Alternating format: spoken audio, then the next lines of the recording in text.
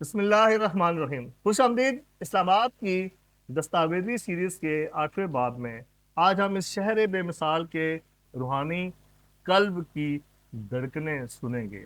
पिछली किस्त में हमने फाइलों का शोर और प्रोटोकॉल का रौब देखा, मगर आज हम इन आस्थानों की बात करेंगे जहां शाह व गदा एक ही साथ में खड़े नजर आते हैं। क्या आप जानते हैं इस जदीद नक्शे के नीचे कदीम सूफिया की दुआएं दफन हैं? बरीमान की नगरी से लेकर गोलरा शरीफ की दहलीज तक आज हम इस्लामाबाद के इस रंग को देखेंगे जो इसे महज एक इंतजामी मरकज नहीं बल्कि एक जीता जागता इंसानी शहर बनाता है। आइए अकीदत के इन चिरागों की रोशनी में सफर करते हैं। इस्लामाबाद के जदीद सेक्टर्स की तरतीब में जहां हम एफ और जी की लकीरें देखते हैं, वहीं नूरपुर शाह और गोलरा जैसे मकामात इस शहर की रूह को संभाले हुए हैं।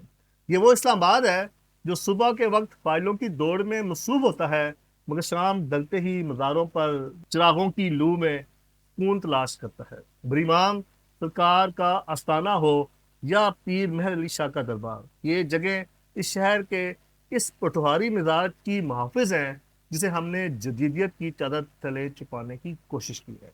यहाँ की फजा में दमाल का शोर और कवाली की ताने इस ब्यूरोक्रेटिक खामोशी को तोड़ती हैं जो शहर के बकिया हिस्सों में तारी रहती है। एक मोहतात अंदाजे के मुताबिक सालाना 50 लाख से ज्यादा ज़ायरीन इस्लामाबाद के मुख्तलिफ मज़ारात का रुख करते हैं, जो इस शहर की मजहबी सियाहत का सबसे बड़ा हिस्सा है। लंगर और समाजी खिदमत जारी रहती है। इन वजारात पर रोजाना हजारों अफराद को मुफ्त लंगर खाना फराहम किया जाता है, जो फाकी दारुलकुमत के गरीब और मेहनत कश तबके के लिए एक बहुत बड़ा समाजी सहारा है। मज़ारात के गिरदोनवाह में बढ़ती हुई आबादी और सीडीए के कवानीन के दरमियान हमेशा एक तनाव रहता है, जहाँ कदीम अकीदत और जदीद मास्टर प्लान अक्सर आमने सामने आ जाते हैं। इंतजामिया ने इन मज़ारात को स्याही मकामात में बदलने की कोशिश में इनकी असल सादगी और रूहानी सुकून को किसी हद तक मुतासर किया है। मज़ारों के बाहर फैली हुई गंदगी और बिकारियों का टोला इस बात का सबूत है कि सिर्फ तामीरात पर तवज्जो देते हैं जबकि निज़ाम पे कोई तवज्जो नहीं। दूसरी तरफ कुछ अनासर ने इन मुकद्दस मकामात को कारोबार बना लिया है, जहाँ गरीब आदमी की अकीदत को लूटा जाता है। क्या ये सितम ज़रीफ़ी नहीं कि जिस शहर में सबसे ज़्यादा पॉलिसियाँ बनती हैं, वही इन मज़ारात के साए तले बसने वाले लोग आज भी पसमानदगी की जिंदगी गुजार रहे हैं। हमने दरगाहों पर सोने के कलश तो चढ़ा दिए, अगर इन दरगाहों के फलसफे जिन इंसान दोस्ती को अपनी जिंदगियों में शामिल ना कर सके। किसी सूफी ने कहा था, शहर तो बनते रहते हैं मगर बस्ती वही है जहां दिल आबाद हो।